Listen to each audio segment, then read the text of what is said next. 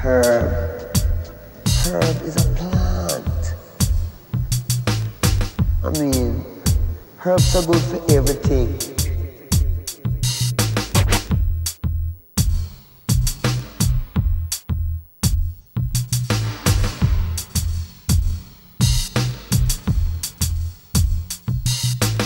Herb.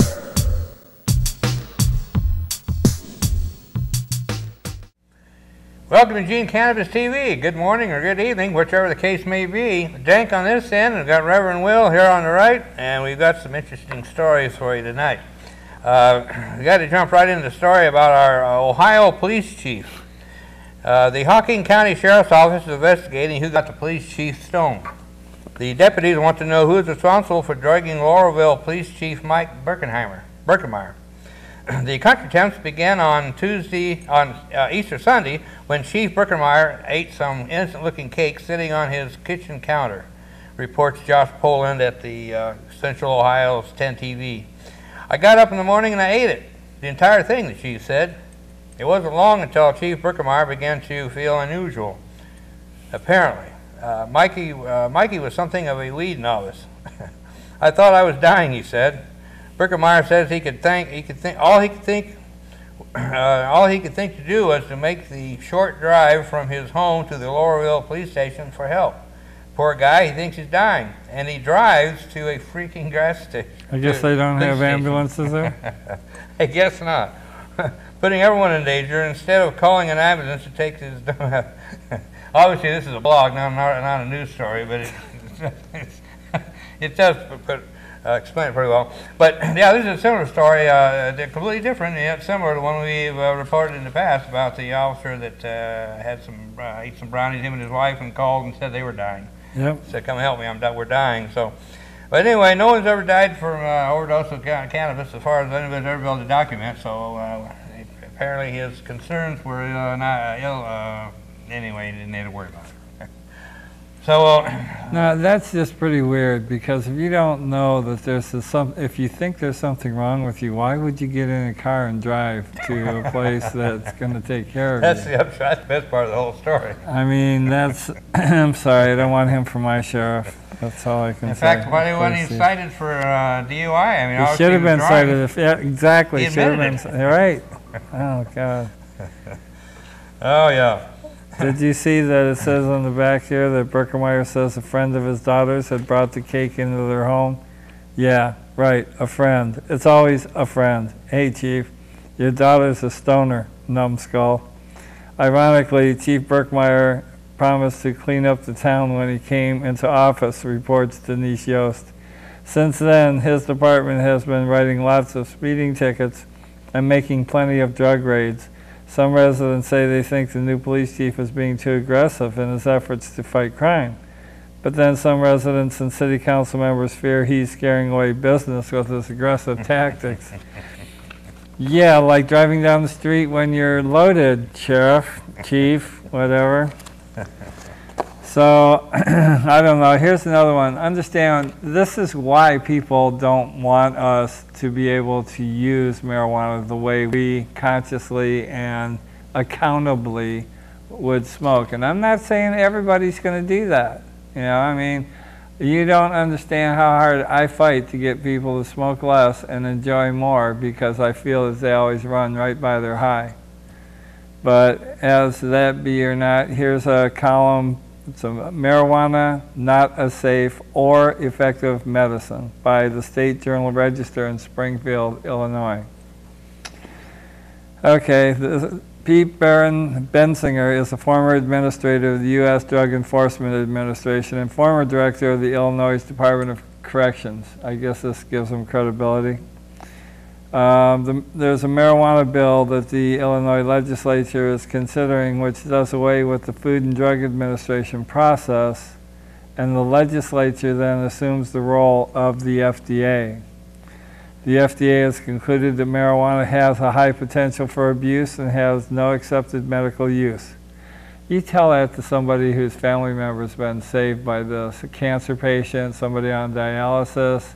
The MS people that have been telling me how much they appreciate this for 30 years. 30+ years these people have been telling me this, and you still can't figure it out. To me, folks, it's really hard for me to accept this intelligence comes with being straight, because I do not understand how you can all be straight and not see all the flaws that exist in everything that comes out of the mouths of these people who are responsible for making decisions for us, our government.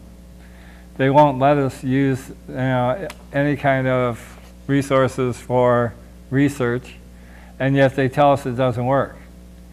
That's because they kept trying to make sure it didn't work, and that was the only research they wanted out, and they have not been able to disprove our statements about how it helps us medically.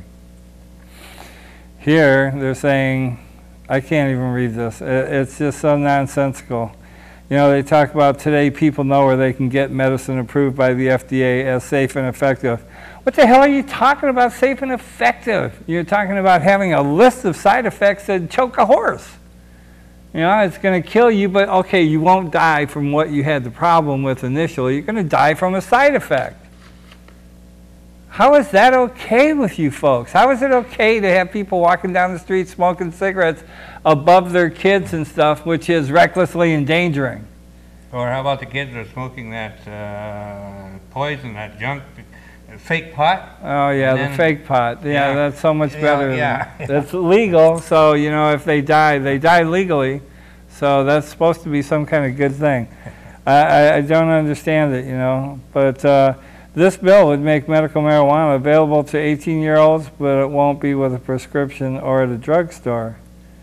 Marijuana as medicine means more use and more abuse. Each cardholder can get 2.5 ounces of marijuana every 14 days.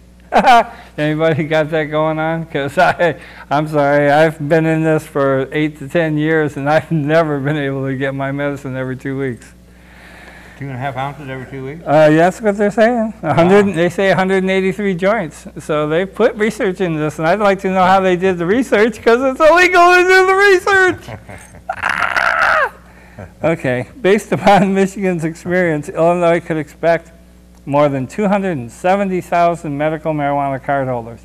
And yet they keep talking about how they can't raise any money. Well, tax the pot. Tax the pot. You know, what's wrong with you folks?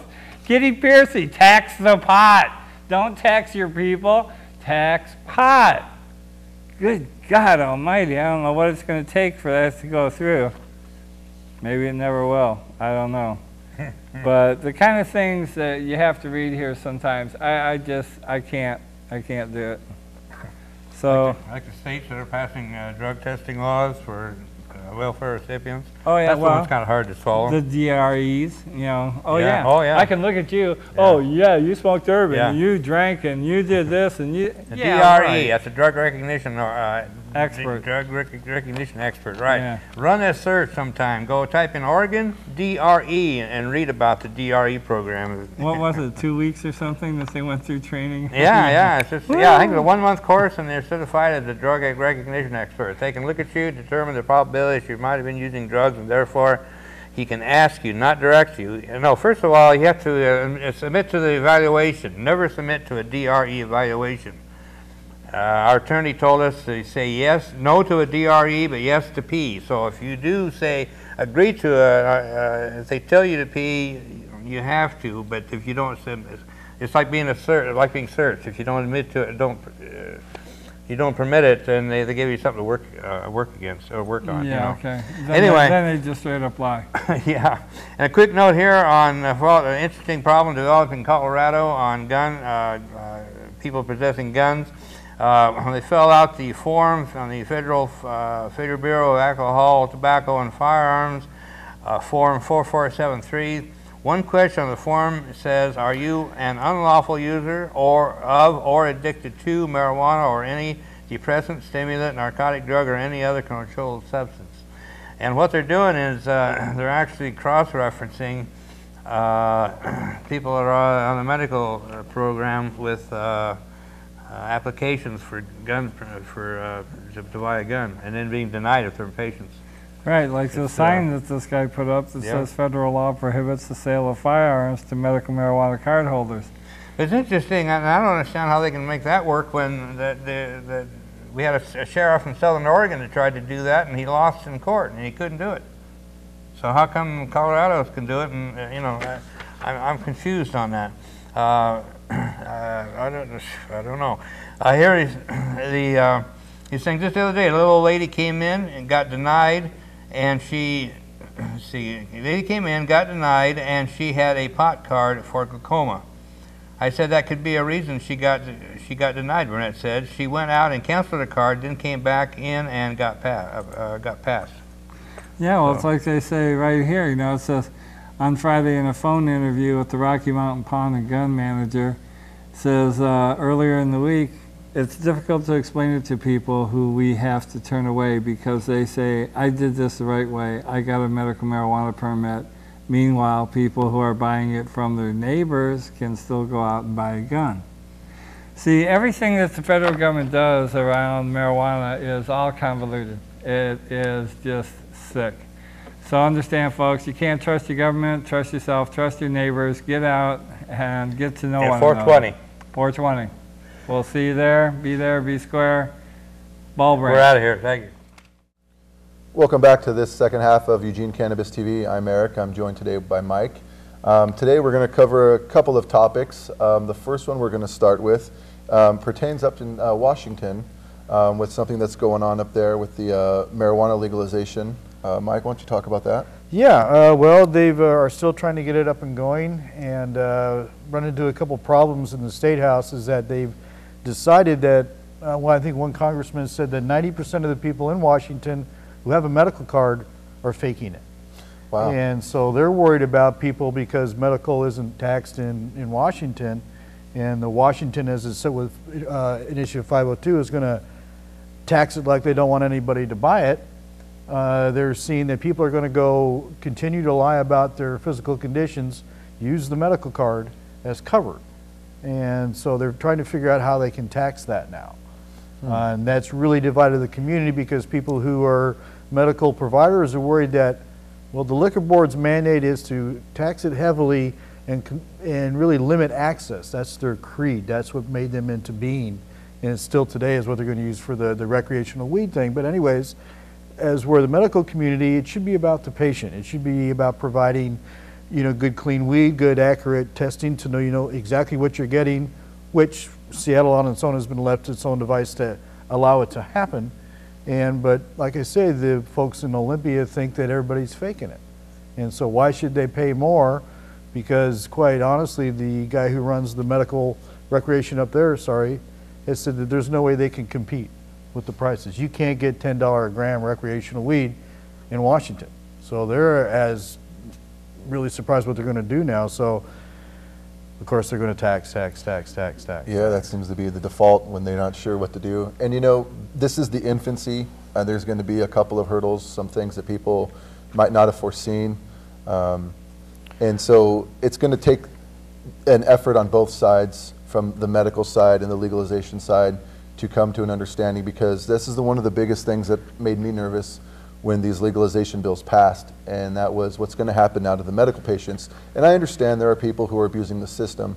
In all honesty, there's not a single system in our society that isn't abused. So there's always going to be that element. Sure. But people want to make money. People want to make money, and we're a free market society, and by definition, money rules. And so in every event where you're going to try to constrain the flow of money, it's not going to happen. It's like a body of water. Think of it like a river. You can put up a dam. The dam isn't going to last forever. It's going to break. And a lot of people on both sides of this would like that dam to break very, quietly, very peacefully. Nice little flow. And it's problems like these that really need to be addressed right now, and to let other states that are considering legalization that it can be done. Well, the other part of this is also that what the Justice Department seemingly is worried about, back doors, what they're talking about, is all the weed that's going to migrate from these legal states now. They figuring, and this will tie into the Oregon investigation that's been going on, but the Fed believes that, in medical states that we got an interstate highway system, we got Federal Express, I mean, who knows? They figure it's just going everywhere. Yeah. And to me, I'm kind of, you know, a jerk about this, but that's great. You know, don't buy from Mexico. You know, exactly, buy American. Yeah, yeah, but absolutely. so that's down the road a little bit here. But anyways, that's a big concern for other states like Idaho, which is not very much wanting to see this come to their state. You know, and it's a valid point. I see why other states wouldn't want something that they consider a problem, they consider a nuisance in their state. But let's not forget whether, you know, it's California or whether it's Georgia or Alabama, the criminalization of marijuana is not just. And so I understand that some state laws absolutely do not have medical marijuana. It's going to find it there. Whether it comes from Oregon, it's going to eventually be growing in that state. It seems like it's an attempt that they're going to try to stop the movement. I think they're looking in the wrong direction, though. I think, like Mike said, this is, you know, marijuana that is starting from the United States and staying in the United States. The other only option is the cartels. Well, the other option is too is that they can come spend some time in either Washington or Colorado, because they got a big tourism push that's being actually, you know, marketed and sold in Colorado, not so much in Washington. But hey, you know, if you live in Idaho, I'm sorry, but come to Washington. You can have a nice weekend. You can even get out on a boat and have your sunset cruise with some really nice locally grown herb that's up there, and enjoy Absolutely. the sky and the sunshine. And yeah, they're thinking they're going to make millions of dollars. They've already had many inquiries in both states of people from other states where it's not even close to being funny. I mean, we make light of it here a little bit, but I've been back in New York and other places where it brings me back to when I was a teenager, when they used to throw you in jail for having a joint, you know. And I don't think we're going to get back to that. I know we won't, as long as we continue to speak up about it. But I hope we reach that tipping point. However, the feds have shown up in Oregon here, and they're concerned that this problem is in fact happening with Oregon's participation. They've subpoenaed the Oregon Medical Program to provide some names. Supposedly they haven't given out medical records, but they have given up names. Yeah, and according to them, what they're trying to do is they're trying to see if some of the names that are in the medical marijuana program are names that have come up in an investigation that they've been doing. Which they won't tell anything about. Correct. No details are available about the ongoing, continuing. I mean, I don't think it's stopped since 1970. And yeah, you're right. Absolutely. I get confused. It's been a long time, most of my life. You know, yeah, and one of the problems that they say is that they're concerned that there are people who are using the Oregon Medical Marijuana Program as a front, you know, to shield their activities, and they recruit people to go get cards under false pretenses so they can, it's what it's called stacking, and it's where you get multiple people that you can grow for, and it actually increases the amount of numbers you could technically have. And they're saying that what they're concerned with is that people are using this, abusing this, and they're taking the excess medication and they're taking it to other states where it's worth more than it is here. And it doesn't make any sense. I mean, Oregon, it is prohibitively difficult to get a card as a patient. Yes. And then as a caregiver, just as difficult. You can be a grower, and that's it. I mean, you have to be, I don't know how to really phrase this right, but it's very difficult to get. I don't know how many people live in Oregon, but I think there's almost as many people in between Olympia and Seattle than are in the whole state of Oregon. Yeah, you know, absolutely. so they have used, I think, maybe should have done their homework better to look at what Oregon actually is. I think Oregon's got a good program, or could be a lot better. But as far as this idea that people can come here and easily obtain credentials to go out and then go into the black market, where Oregon's got a registry. Washington doesn't. California, I mean, you know, it's a kind of a Wild West. You know, it struck me. But Oregon is not. It struck me odd that they named Oregon as the state they felt that this was emanating from. The problem was starting here, and you consider, like you said, Washington and California, they don't have a registry system, and I'm originally from California. I've been here in Oregon now about 7 years, and I can tell you that the process to get your card in California is a joke. I mean, it's often the punchline of many jokes. People will say, yeah, I've got my shin splints, I stubbed my toe, I got to go get my card. Well, right, now we got politicians saying, see, 90% of these people aren't sick enough to have, you know, a card.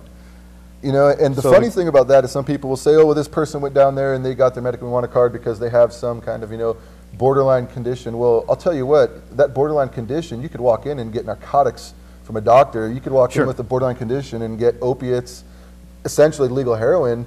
So I understand why some people think that there are people that are faking it. There's people faking it for pain pills. There's people faking it for unemployment, for workers' compensation. It's everywhere. It's our politicians lie, our law enforcement lies. I mean, I don't know what world they live in, but I don't live in a perfect world, and so we're not going to ever obtain that. And I think we waste a whole lot of time, and really, at the detriment to people who really can benefit from this, and who can benefit far more if the word actually gets out. The stigma goes away about using cannabis, because aside from the things that we're hearing about now with cancer and AIDS wasting and just all that, there's finding out that maybe this is something that you, since your body has receptors for it, is a good thing to have in your system just anyways. Absolutely. So anyways, let's let science really happen. Let's kind of get NIDA out of this, because they're the worst part of the whole drug war is their position. They will not allow any kind of studies to be conducted. The studies they say that they need, that Michelle Lionheart says that she needs, they won't allow it to happen. And there's plenty of universities, upstanding people who are not Cheech and Chong out there studying bong hits, that people can, you know, do the math, do the science, and let's allow them to do that. But the DEA today was spent a lot of time justifying, and once again, this date in history, Michelle Lionheart, DEA chief, says that medical marijuana is a hoax. And that's not counting the research that's already been done and buried. We're trying to say, okay, let's not even consider that. We'll start a whole nother one. I've even said before, you know, if you walked and challenged the federal government, this is what I say cannabis does, prove me wrong, they wouldn't even let you do that.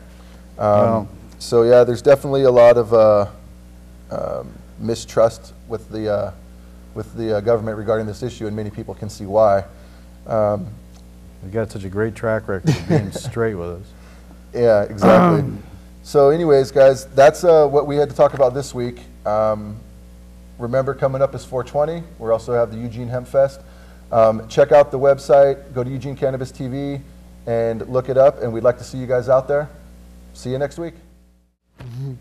Everybody, I'm Thomas Paine for Pot. And I would like to wish everybody a happy 420 this coming Saturday. And you know, I got to thinking before the show, what does 420 really mean? Where did it come from? And then I would like to share my own discovery of what I consider the lost symbol of liberty. So what I'm going to do is, you know, we of the medical marijuana movement have long used our secret code 420 for, you know, it's time to go smoke a number for all of us medical marijuana patients. But, on that medical marijuana patients, all marijuana smoking is medical. All drinking of alcohol is medical, because according to definition of medicine, number one, it's a drug, a substance. Number two is the art and science of diagnosing, preventing, and treating diseases. So 420 is our secret symbol, like it started off that way anyway. And the best I ever came up with was in High Times, 4 guys out of San Rafael High School that were deadheads claimed rights to the 420. But there was no mention of where the numbers came from, and what it meant was, you know, it's time to go smoke some marijuana.